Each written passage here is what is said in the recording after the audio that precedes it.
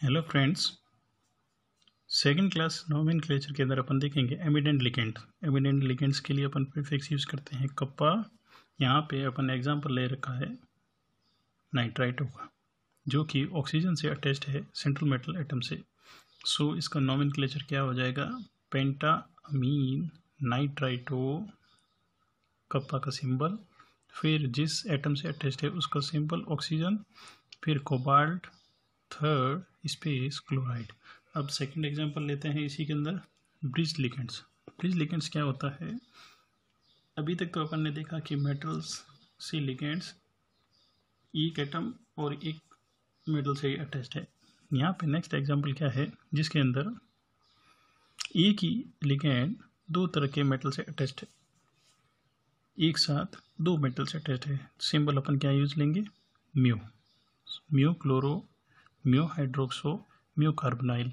अब केस होता है दो डिफरेंट तरह के ब्रिज लिगेंड्स हो, तो अपन कैसे नोमेनक्लेचर करेंगे, वैसे ही प्रीफिक्स यूज़ करेंगे म्यू, और उनका ऑर्डर होगा ABC में। ठीक, मीन्स यहाँ पे प्रायोरिटी किसको लिखेंगे, ब्रोमो का B, क्लोरो का C, तो ब्रोमो को प्रायोरिटी दी, म्यू ब्रोमो, म्यू क्लोरो। अब क्या होता है कि एक ही तरह के दोनों ब्रिज लिगेंड्स हो तो उसका नोमेनक्लेचर कैसे करेंगे, आगे अपन प्रीफिक्स क्या लिखेंगे उसके। जैसे यहाँ पे था डाईहाइड्रोक्सो, यहाँ पे क्या लिखा डाईहाइड्रोक्सो, यहाँ पे था हाइड्रोक्सो, सिंपल एक हाइड्रोक्सो और जोड़ दो में तो क्या हो जाएगा डाईहाइड्रोक्सो। तो बीच में प्रीफिक्स अपन क्या लिखेंगे, di mu hydroxo. Next example अपन एक लेते हैं जिसके अंदर क्या होगा कि एक साथ लिगेंड चार मेटल एटम से जुड़ा है। जैसा कि आप देख पा रहे हैं इसके अंदर ऑक्सो एक लिगेंड है जो कि चार बेरिलियम से डायरेक्टली अटैच्ड है एज अ ब्रिज लिगेंड, और एसीटेट जो लिगेंड है वो भी ब्रिज फॉर्म में है, लेकिन दो ही सेंट्रल एटम से जुड़ा है। इसको अपन सिंपली फॉर्म में ऐसे लिख सकते हैं, central atom co dot form में लिख दिया है, चिलेट रिंग्स को अपन ने रिंग फॉर्म में लिख दिया है, और जो ऑक्सो है उसको अपन ने सेंटर में लिखा है और चार बेरिलियम से कनेक्टेड दिखाया है। इसका नोमेनक्लेचर कैसे हो जाएगा, अब सबसे पहले अपन को इस तरह के कॉम्प्लेक्स के अंदर देखना होगा, प्रायोरिटी अल्फ़ाबेटिक ऑर्डर में देखेंगे। एसीटेटो और ऑक्सो में एसीटेटो को प्रायोरिटी देंगे। अब वो ब्रीज्ड है या नॉर्मल, ब्रीज्ड है, सो प्रीफिक्स यूज़ करेंगे म्यू। अब उनकी क्वांटिटी कितनी है, कितनी संख्या में है एसीटेट, यहाँ एसीटेट है 6, सो 6 है, सो अपन क्या यूज़ करेंगे हेक्सा। तो इसका नोमेनक्लेचर क्या हो गया, हेक्सा म्यू एसीटेटो। नेक्स्ट अब ऑक्सो की बारी आती है। ऑक्सो कितने मेटल एटम से जुड़ा है, 4, सो यहाँ पे सब्सक्रिप्ट क्या काम में लेंगे, म्यू 4, सो ये क्या हो गया म्यू 4 ऑक्सो। बेरिलियम कितने हैं, टेट्रा बेरिलियम, और सेकेंड इसका नाम हो गया। अब एक एग्जांपल और लेते हैं अपन, कुछ एग्जांपल्स। यहाँ पे मैंने कुछ कॉम्प्लेक्स की लिस्ट बना रखी है। बीच वाला जो रोज़ है ये आपको दिखा रहे हैं, ये 3 कॉलम्स दिखा रखे हैं। ये कॉलम दिखा रहा है ऑक्सीडेशन स्टेट। फर्स्ट रो की फर्स्ट एंट्री आपको सिंपल दिख रही है, इसके अंदर आप इजीली नोमेनक्लेचर कर सकते हैं फार्मूला को देख के। Hexamine cobalt, third space chloride है। सेकंड जो एंट्री है उसके अंदर लिगेंड कौन सा है आपको पहचानना आना चाहिए, ये ऑक्सलेट है। C2O4 क्या है, ऑक्सलेट। सो ये क्या हो जाएगा, ये एनायनिक फॉर्म में है, कोऑर्डिनेशन एंटाइटी किस फॉर्म में है, एनायनिक फॉर्म में। सो यहाँ पे अगर ये पॉजिटिव में हो, कैटायनिक फॉर्म में होती, तो आयरन का नाम एज इट इज़ लिखते, लेकिन अगर यहाँ पे ये नेगेटिव एंटिटी के अंदर है, सो अपन इसको क्या लिखेंगे, फेरेट। सो नाम क्या हो गया, पोटेशियम ट्राईऑक्सलेटो फेरेट। ऑक्सीडेशन स्टेट कितनी हो गई, 3rd। फोर्थ एग्जांपल देखिए आप, इसके अंदर क्या है, एक चिलेटिंग लिगेंड्स है, ठीक, सो इसका नोमेनक्लेचर कैसे हो जाएगा, क्लोराइडो 20, ठीक है, chlorido 20, chlorido 20, ethane diamine, nitrito kappa O cobalt 3, ठीक है। यहाँ पे फोर्थ एग्जांपल है, फोर्थ एग्जांपल क्या दिखा रखा है, carbonyl, tetra carbonyl, nickel, oxidation state nickel की यहाँ पे क्या है 0। इसी तरह से आप निकल सकते हैं। देखिए सेवन्थ जो एग्जांपल है उसके अंदर जो लिगेंड है वो क्या है, साइक्लोपेंटाडाइइनाइल। यहाँ पे उसकी ऑक्सीडेशन स्टेट कितनी है -1। साइक्लोपेंटाडाइइनाइल कितनी क्वांटिटी में है 2। सो इसको अपन क्या लिखेंगे, 20 साइक्लोपेंटाडाइइनाइल आयरन। आयरन की ऑक्सीडेशन स्टेट कितनी हो गई यहाँ पे 2। इसी तरह से अपन निकल डीएमजी का भी नोमेनक्लेचर कर सकते हैं, 20 डाईमिथाइल ग्लाइऑक्सीमेटो निकल 2। जो 9th एग्जाम्पल है उसके अंदर देखिए आप, इस तरह का जो एग्जाम्पल है इसके अंदर कोऑर्डिनेशन एंटिटी ही कैटाइन और एनायनिक स्पेयर के रूप में काम कर रही है। यहाँ पे आयनाइजेशन स्पेयर नहीं है, तो इसका नोमेनक्लेचर कैसे करेंगे, वैसे ही पहले cationic tetraammine di chlorido cobalt 3 space hexa cyano chromate 3। Next case ले रहे हैं जिसके अंदर अपन को क्या हो, कंपाउंड का नाम दिया हुआ हो, उससे उसका फॉर्मूला निकालना होता। उसके लिए सीक्वेंस क्या है, सबसे पहले अपन यहाँ पे दिखा रखा है सिंबल क्या लिखेंगे M, फिर नेगेटिव लिगेंड्स ABC के फॉर्म में उनका जो फॉर्मूला हो उनको ABC फॉर्म में लिखेंगे अल्फ़ाबेटल की, फिर न्यूट्रल लिगेंड लिखेंगे। स्टेप्स क्या है, सेंट्रल एटम को सबसे पहले ढूंढेंगे, सेंट्रल एटम की ऑक्सीडेशन स्टेट पता करेंगे, फिर पता करेंगे कि उसका एनायन मीन्स काउंटर आयन कैसा है, उसका काउंटर आयन का नेचर कैसा है, कैटाइनिक है और एनायनिक है। उसके हिसाब से अपन सिंबल के हिसाब से ABC ऑर्डर में लिखेंगे लिगेंड्स को। फिर जो ऑक्सीडेशन स्टेट निकाली अपन ने कोऑर्डिनेशन एंटिटी की, मेटल के ऑक्सीडेशन और लिगेंड के हिसाब से उसको सेटिस्फाई करेंगे आयनाइजेशन स्पेयर से, ठीक। एक एग्जांपल लेते हैं इसका। ये एग्जांपल दे रखा है जिसके अंदर कॉम्प्लेक्स का नाम दे रखा है टेट्राअमीन एक्वा क्लोराइडो कोबाल्ट 3 स्पेस क्लोराइड। सो अपन को सबसे पहले स्टेप क्या है, सेंट्रल एटम को पहचानना पड़ेगा। या सेंट्रल एटम क्या है, कोबाल्ट, कोबाल्ट का नाम दे रखा है, ठीक। उसके ऑक्सीडेशन स्टेट भी दे रखी है 3। काउंटर एनायन क्या है यहाँ पे क्लोराइड, उसका चार्ज क्या है -1 चार्ज है। सो चार्ज ऑन कॉम्प्लेक्स अपन निकाल सकते हैं, ठीक है। यहाँ पे अपन काउंटर एनायन कितने हैं और कॉम्प्लेक्स के ऊपर चार्ज कितना है उसको सेटिस्फाई करने के लिए अपन को ऑक्सीडेशन स्टेट कॉम्प्लेक्स की निकालनी है। देखिए आपको इस तरह से अरेंज कर देना है, कोबाल्ट, क्लोराइड, H2 और NH3, यहाँ तक तो अपन ने अरेंज कर दिया है उनको, नेगेटिव लिगेंड और न्यूट्रल लिगेंड का। अब यहाँ पे कॉम्प्लेक्स की ऑक्सीडेशन स्टेट निकालने के लिए अपन ने कोबाल्ट की ऑक्सीडेशन दे रखी है +3, लिगेंड अमोनिया की ऑक्सीडेशन स्टेट 0, वाटर की 0, क्लोराइड की -1, ठीक है। सो कॉम्प्लेक्स की ऑक्सीडेशन स्टेट कितनी आ गई +2, यहाँ पे कितनी आ गई +2। अब यहाँ पे फॉर्मूले के अंदर क्लोराइड कितने होंगे, जबकि अपन को नाम के अंदर सिंपल क्लोराइड दे रखा है। सो इसकी वैलेंसी सेटिस्फाई करने के लिए अपन क्या कर सकते हैं, पूरा कॉम्प्लेक्स और कॉम्प्लेक्स का जो चार्ज है मींस आयनाइजेशन स्पेयर और कोऑर्डिनेशन एंटिटी, इन दोनों का जो चार्ज है वो न्यूट्रल होना चाहिए, ठीक है। सो इसके लिए अपन क्या करेंगे, अपने पास में कोऑर्डिनेशन एंटिटी का चार्ज कितना आ गया +2, क्लोराइड के ऊपर है चार्ज -1, इनको क्रॉस मल्टीप्लाई कर देंगे। क्रॉस मल्टीप्लाई करने से अपन को मिलेगा एक फार्मूला MnCl2 मीन्स अपने पास में यहाँ पे Cl2 आयनाइजेशन स्पेयर पे कितने होंगे 2 होंगे, तो चार्ज सेटिस्फाई हो जाएगा। सो ओवरऑल आंसर क्या आ गया COCl H2O, ठीक है, NH3 स्क्वायर ब्रैकेट में बंद और Cl2 ये आंसर हो गया। बॉन्डिंग इन कोऑर्डिनेशन केमिस्ट्री और कोऑर्डिनेशन कंपाउंड में समझने के लिए अपन देख सकते हैं यहाँ पे डिफरेंट टाइप ऑफ थ्योरीज दी गई है। Werner theory, CBT, crystal field theory और मॉलिक्यूलर ऑर्बिटल थ्योरी। सबसे पहले वर्नर थ्योरी देख रहे हैं। इससे रिलेटेड क्वेश्चंस क्या आ सकते हैं exam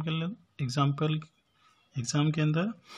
complex of hybridisation, shape, उसका नंबर ऑफ अनपेयर्ड इलेक्ट्रॉन पूछ सकता है, उसका मैग्नेटिक नेचर पूछ सकता है, डायमैग्नेटिक है और पैरामैग्नेटिक है, उसका मैग्नेटिक मोमेंट पूछ सकता है और उसका EAN पूछ सकता है, और ये भी पूछ सकता है कि ये इनर स्फीयर है और आउटर स्फीयर है, और हाइब्रिडाइजेशन उसका पूछ सकता है। ठीक है। सो वर्नर ने क्या किया? सबसे पहले वर्नर ने ये थ्योरी दी जिसके अंदर उसने स्टडी किया कोबाल्ट का अमोनिया के साथ में कॉम्प्लेक्स फॉर्मेशन, और उसने पाया कि इस कॉम्प्लेक्स का AG एनर्जी से रिएक्शन करने पर उसको अलग अलग कलर्स मिली और कंडक्टिविटी अलग अलग मिली। सो उसने क्या बताया कि जो कॉम्प्लेक्स होते हैं उसके अंदर दो तरह की वैलेंसीज होती है, एक प्राइमरी वैलेंसी और एक सेकेंडरी वैलेंसी।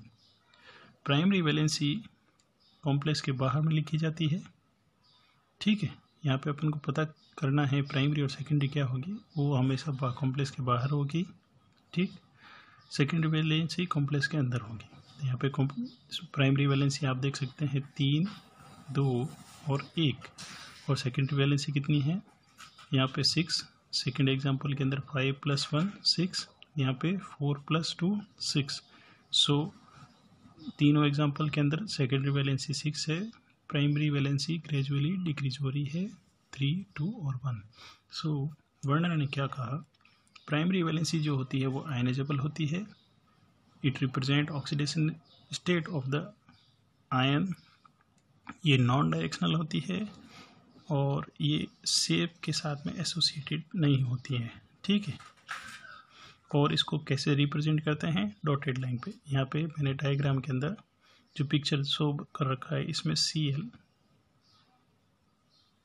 Cl कैसा है? डॉटेड लाइन में शो कर रखा है। इसका मतलब ये क्या है? Primary valency. अब सेकेंडरी वैलेंसी जस्ट इसका रिवर्स, ये नॉन आइसोनेबल है और कोऑर्डिनेशन नंबर शो करती है कॉम्प्लेक्स का, ये डायरेक्शनल है और शेप के साथ एसोसिएटेड है। मींस जितनी इसकी नंबर्स होगा उसके हिसाब से कॉम्प्लेक्स का शेप होगा, और थिक लाइन से अपन रिप्रेजेंट कर रहे हैं। यहाँ पे अमोनिया कितने हैं? 6 नंबर में है। सो ये ऑक्टाहेड्रल ज्योमेट्री रिप्रेजेंट कर रहा है। नेक्स्ट, वर्नर ने स्टडी किया कि number of moles of ion कितने हैं, नंबर ऑफ क्लोराइड आयन्स कितने हैं, और उससे प्रेसिपिटेट होने वाले जो नंबर ऑफ AgCl कितने होंगे AG एनर्जी से रिएक्ट करने के बाद में। तो यहाँ पे आप डिफरेंट टाइप का कॉलम्स देख सकते हैं। ठीक, सबसे पहले अपन देखते हैं पहले नंबर का एग्जांपल है, उसके अंदर यहाँ पे टोटल नंबर ऑफ आयन्स कितने हैं आप बता सकते हैं। टोटल नंबर ऑफ आयन्स का है अगर, तो ये 1 आयन हुआ और ये 3 आयन, कितने हो गए टोटल? 4। अब यहाँ पे नंबर ऑफ क्लोराइड्स आयन कितने हैं? केवल 3। आयनाइजेशन जो प्राइमरी वैलेंसी है वही अपनी अकाउंट करेंगे। ठीक, नेक्स्ट कॉलम क्या है? वो शो कर रहा है नंबर ऑफ AgCl। ठीक है, नंबर ऑफ AgCl कितने मिलेंगे अपन को? AG एनर्जी से रिएक्शन करने के बाद में प्राइमरी वैलेंसी 3 है तो AgCl कितने होंगे? 3। ठीक, फिर उसके बाद में मोलर कंडक्टिविटी अपन देखेंगे। मोलर कंडक्टिविटी चार्ज के ऊपर डिपेंड रहती है। प्राइमरी वैलेंसी ग्रेजुअली डिक्रीज हो रही है 3, 2, 1, 0। सो मोलर कंडक्टिविटी भी ग्रेजुअली डिक्रीज हो रही है। अब अपन देखते हैं कि कई बार क्वेश्चंस के अंदर इस तरह का फॉर्मूला दे रखा होता है और अपन को उसका एक कॉम्प्लेक्स फॉर्मेशन करना होता है। वो कैसे करेंगे उसके स्टेप्स देखिए आप। सबसे पहले अपन ऑक्सीडेशन स्टेट देखेंगे मेटल की। ठीक, ऑक्सीडेशन स्टेट देखने के बाद में अपन सेकेंडरी वैलेंसी को सेटिस्फाई करेंगे। सो स्टेप्स क्या हो गए? सबसे पहले ऑक्सीडेशन स्टेट निकालेंगे मेटल की, फिर सेकेंडरी वैलेंसी देखेंगे, बाय डिफ़ॉल्ट अपन उसको 6 मानेंगे। सबसे पहले न्यूट्रल लिगेंड से उसको सेटिस्फाई करेंगे। अपन ने ऊपर एग्जांपल दे रखा है, फर्स्ट एग्जांपल देखिए, यहाँ पे न्यूट्रल लिगेंड कितने हैं, 6, ठीक है। तो यहाँ पे सारे न्यूट्रल लिगेंड पहले यूज़ किए हैं, तो यहाँ पे कितनी होंगी सेकेंडरी वैलेंसी 6। सेकेंड एग्जांपल के अंदर है, इसके अंदर सेकेंडरी वैलेंसी यहाँ पे 5 है। 6 के लिए अपन को एक Cl इधर से यूज़ करना पड़ेगा। सेकेंडरी वैलेंसी में आप देख सकते हैं यहाँ पे अमोनिया 5 और एक Cl, एक 5 अमीन और एक Cl सेकेंडरी वैलेंसी के अंदर अपन ने काम में ले रखा है, ठीक है। इसी तरह से यहाँ पे न्यूट्रल लिगेंड अगर कम है, कितने 2 कम है, तो 2 Cl सेकेंडरी वैलेंसी में काउंट कर दिया अपन ने, और प्राइमरी वैलेंसी कितनी बच गई पीछे 1, ठीक है। पहले अपन को न्यूट्रल लिगेंड काम में लेने हैं। अगर सेटिस्फाइड नहीं हो पूरी वैलेंसी, बाय डिफ़ॉल्ट अपन ने 6 मान रखी है, तो प्राइमरी जो नेगेटिव चार्ज है उनको इसमें काउंट करेंगे।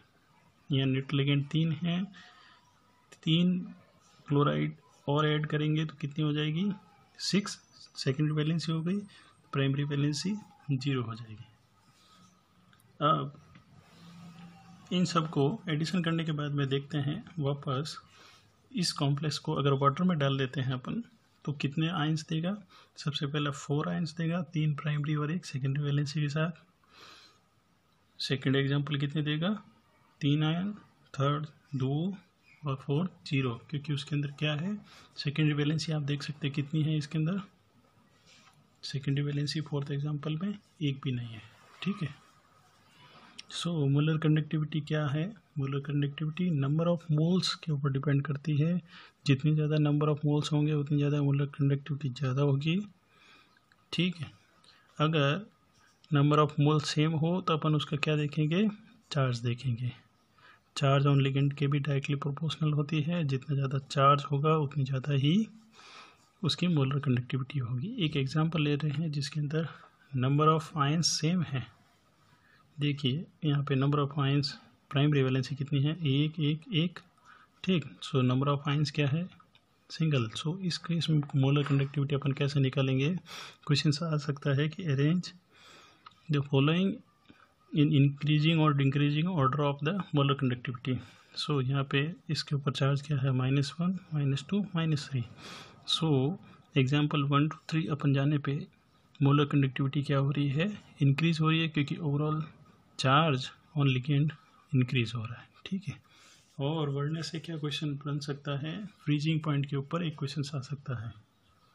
एक क्वेश्चन दे रखा है 1 mole CuNH3 Cl3 is dissolved in 500 gram of water, calculate the freezing point of the solution. अपन को दिया गया है, क्या दिया गया है, KF दिया गया है 0.4। सो एक फार्मूला होता है delta F TF is equal to IKFM।